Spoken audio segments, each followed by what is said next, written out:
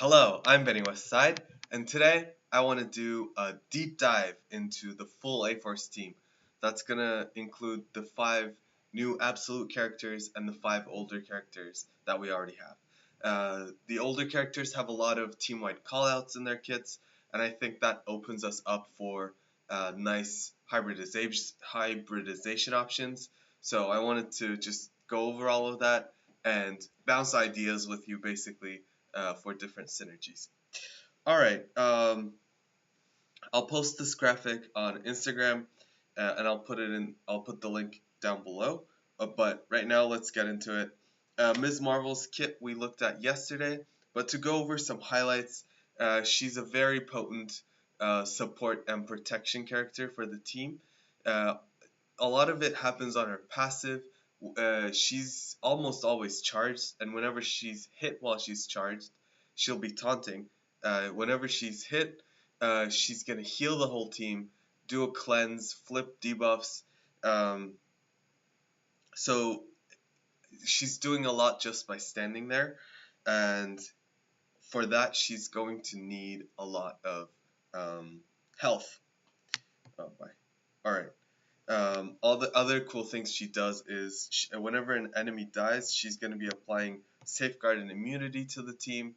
When somebody falls below 40%, she has a reflexive support, but all of this is on her passive. Her abilities are alright. It's some damage, healing, cleansing, general support stuff. And then her basic and ISO are cool because she applies defense up and regen to the most injured absolute A-Force ally, who at the moment doesn't have defense up, so it doesn't go to waste on the same character. And then in war, she's also healing the whole team on both basic and ISO, and then she's also replenishing her own charges, which is great. Now I want to talk about Kahhori before I move on to the other ones. Kahhori is, make no mistake, she's the designated star of the show. She has enough kit for 3 or 4 other characters. I actually wonder, honestly, if they took some elements from these 3 other members and put it in hers to make her really stand out. I'm not sure. Her episode was so cool in What If. She was a really interesting character. I didn't quite like how the finale went down, but I liked her own episode. She's here now with a lot of power. On spawn, she's gonna have 2 full free turns. She's gonna gain 200% speed bar on spawn, which is insane. And then she's going to apply exposed to the highest focus controller.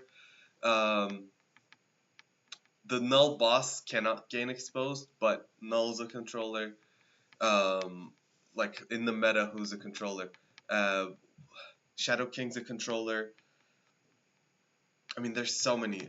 I don't know why I'm blanking right now. Old Man Logan is a controller.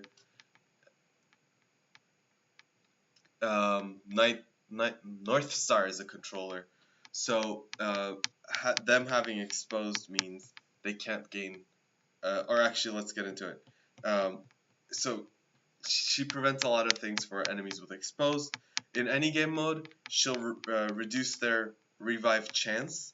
This isn't revive once; it's revive chance. So like Deadpool and Pandapool have revive chance, so they'll revive each time. But Old Man Logan has revive once, so this would not affect that. It would only affect Deadpool.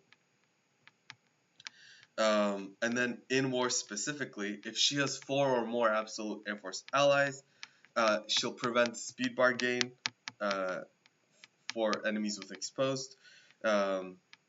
She will prevent stealth or charge. She will prevent barrier and then assist chance. So like having that exposed on Old Man Logan means he can't assist, he can't gain speed bar, he's pretty neutered, and then Medusa has permakills, so she can kill him with the revive ones. And then if Kahhori exposes Pandapool and Deadpool, then they can't revive. Alright.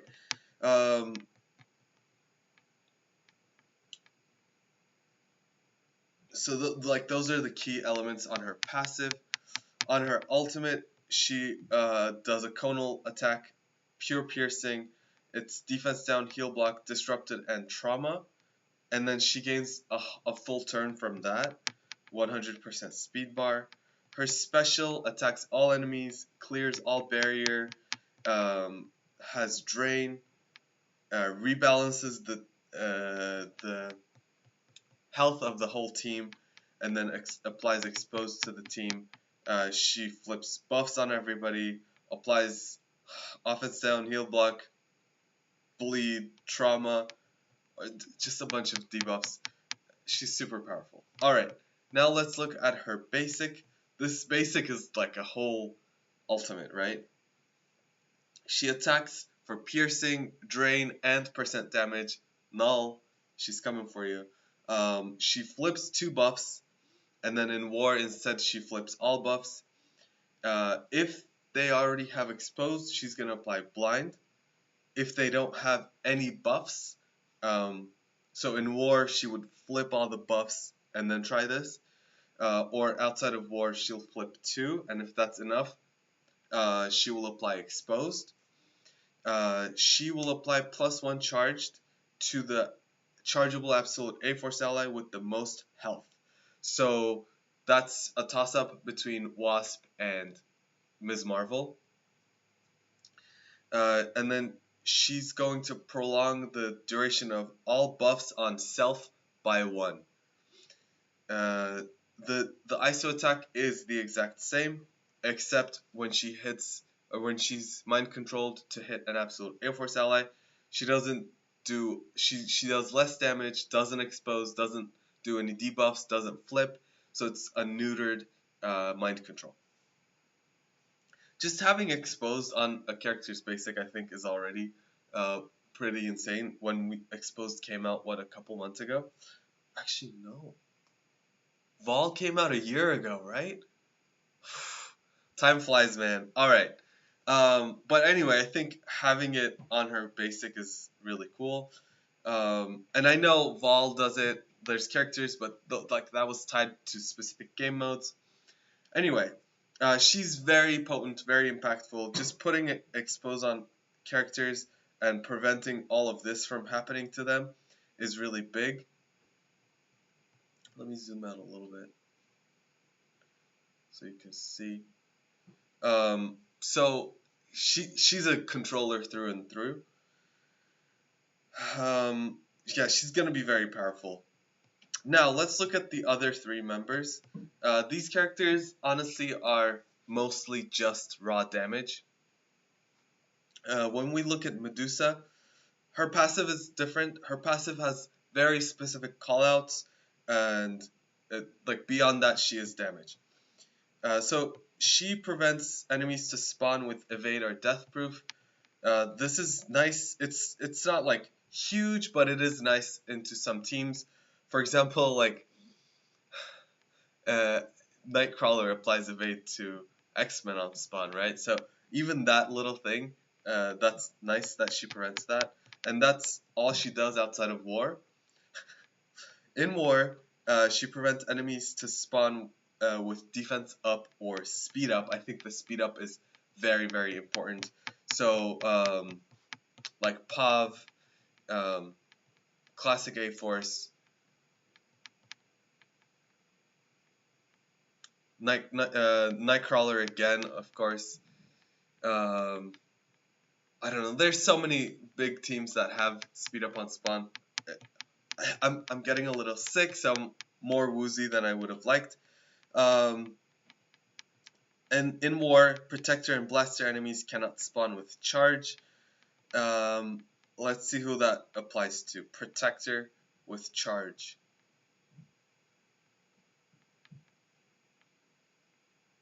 I don't know. Let me know. Blaster with charge, maybe Kestrel. That's so old.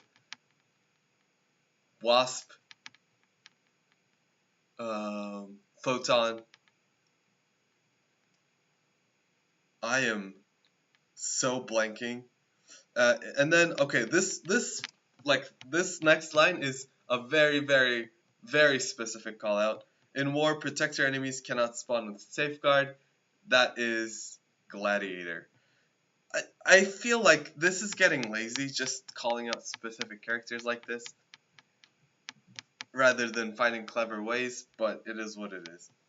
In war, she's gonna lower damage and resistance for all enemies, and then the whole team gains 10% speed up, or sorry, 10% speed stat um, from her passive, and I think that's nice because their speed stats overall aren't like huge, but with this 10% they come up into the meta.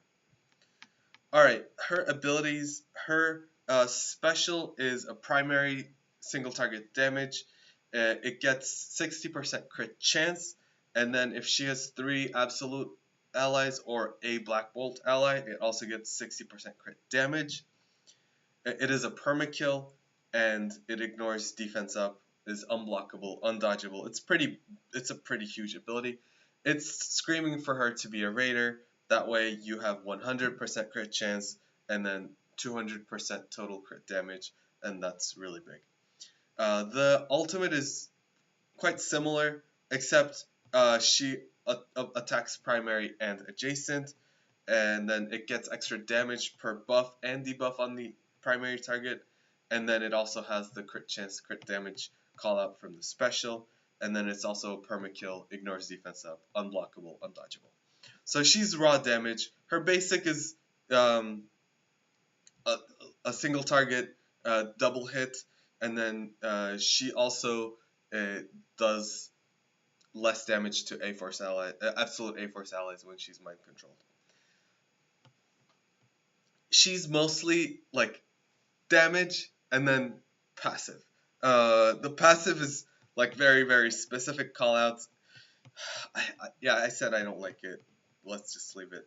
Um, Now let's look at Ironheart. Ironheart is also just damage.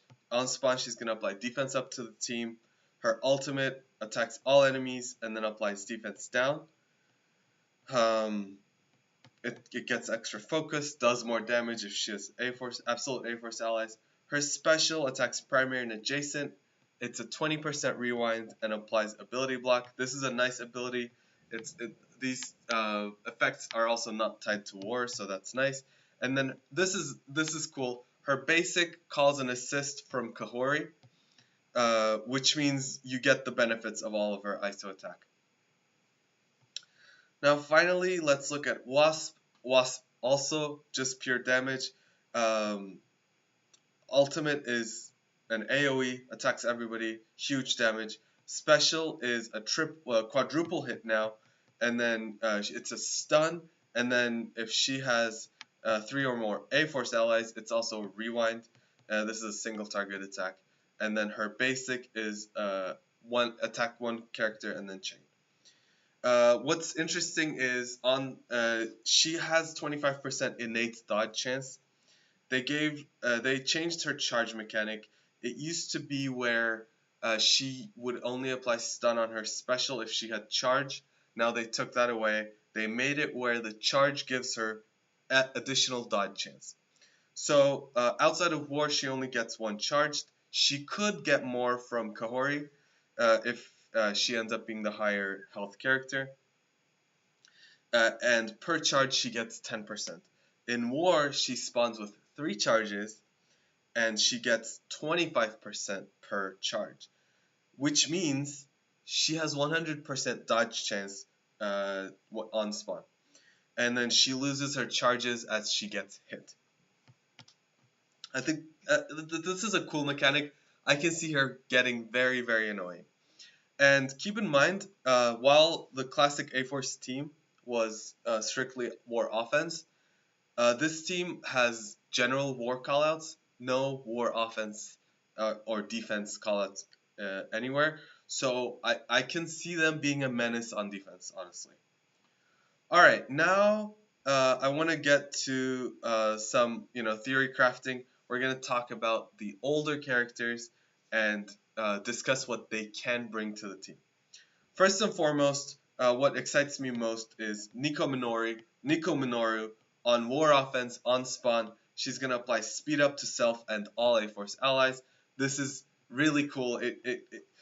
As I said, these aren't super fast characters. They get 10% speed from Medusa, but getting an additional speed up on Spawn would be very nice. Obviously, it doesn't quite affect Kahhori because she gets 2 free turns and she's going to um, basically waste that speed up.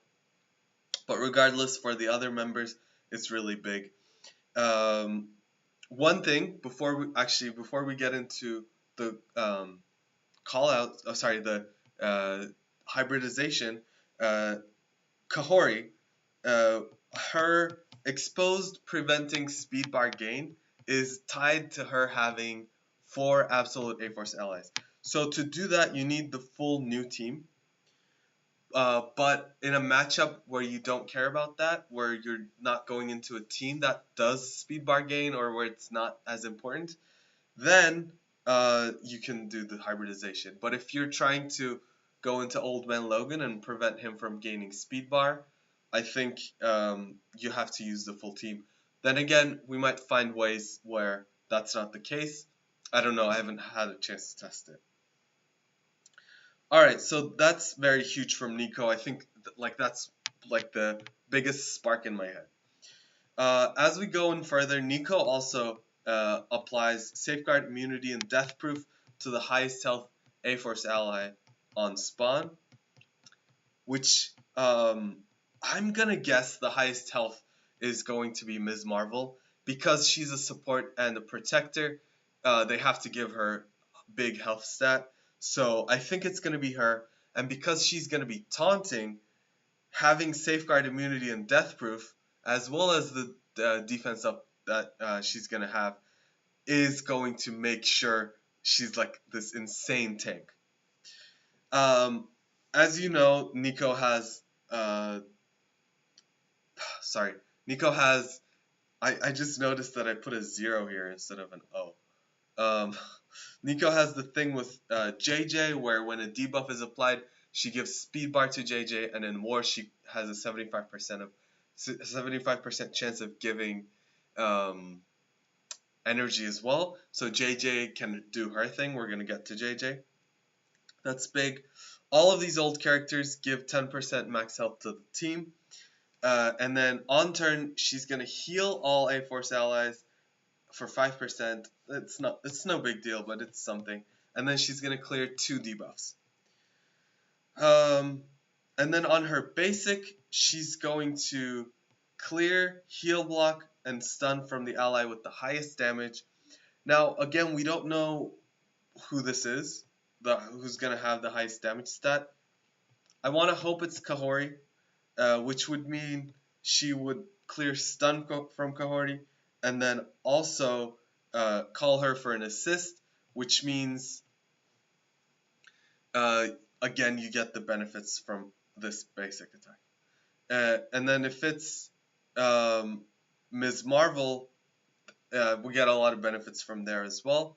If it's any of the other 3 girls, it's not that valuable. All right, JJ. She has a lot of callouts too. On her passive, she's gonna give 10% max health to the team, 40% armor, and then 40% resistance. Putting 40% resistance on Ms. Marvel Classic is gonna be really big, I think. On War Offense, when an ally with taunt drops below 50%, she's gonna clear taunt from that character. This doesn't quite apply to Ms. Marvel because she will regain it if she has charge. But if somebody applies taunt to one of the other allies, then this will help with that. And then on War Offense on turn, she's again going to heal the whole team for 5% and then apply +1 defense up to the whole team. Her special, as you know, is her big ability. It clears all debuffs, generates ability energy to the team, puts barrier on the team, applies defense up, and immunity. This is a very big ability. And if you don't know, like this, the old A-Force team, I see a lot of people just going in and pressing buttons and using JJ ultimate on turn 1. 95% of the time, you have to use the JJ special on turn 1 to set up your team. The ultimate is in very, very rare instances. Please, please keep in mind, if you're playing that team, um, play it correctly. Alright, JJ's ultimate applies defense up to the team, and she also again calls the A-Force ally with the most damage. Uh, Again, it could be Kahhori. If it's one of the 3 just damage girls, I don't think it's as important. And then her basic generates 1 ability energy for an A-Force ally that was not at full energy. Now, let's talk about Captain Marvel. She doesn't have all that much, but on her passive, she gives 25% max health instead of the 10% that the other ones were giving. And she also gives 10% damage to the team. Also, on turn, she's going to heal for 20%, not 5%. And then she also applies +1 deflect to the team. And then her special is really nice. On war offense, she's going to give 20% speed bar to the whole team. And this ability is ready on turn 1. If you have Nico Minoru,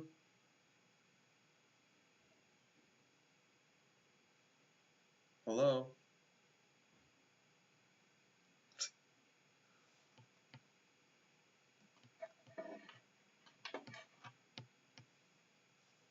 My tablet lost its mind. Anyway. Oh, is it broken?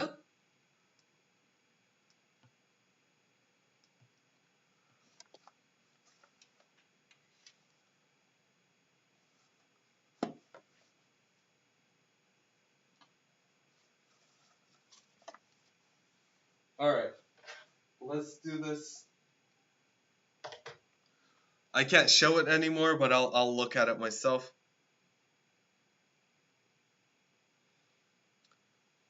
So if you have Nico with Captain Marvel, she's also going to spawn with speed up, so she can go pretty early and give 20% speed bar to the whole team. Now, talking about Photon, her passive also does some nice things. Whenever an A-Force ally uses an ultimate, she's going to gain +1 charged. And as you know, when she has 5 charged, she attacks everybody, but she also gives the whole team 20% speed bar. She prevents Emma Frost reducing the team's speed stat.